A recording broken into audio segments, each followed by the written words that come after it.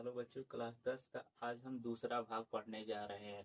हमारा टॉपिक है अम्ल के प्रकार। अम्ल दो प्रकार के होते हैं। पहला है हमारा प्रबल अम्ल और दूसरा है दुर्बल अम्ल।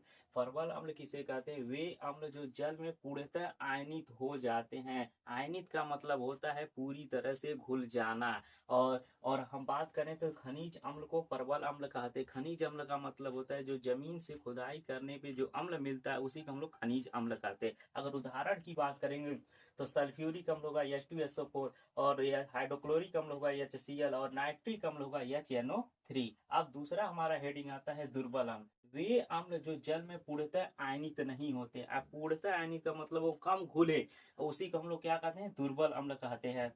कार्बनिक अम्ल को दुर्बल अम्ल कहा जाता है। कार्बनिक अम्ल का मतलब होता है जो पेड़ पौधे और जंतुओं से प्राप्त अम्ल को हम कार्बनिक अम्ल कहते हैं। उदाहरण के तौर पे देखें तो हाइड्रोजन साइनाइड होता है, एस्टिक अम्ल होता है, और हमारा तीसरा उदाहरण होता है फार्मिक अम्ल।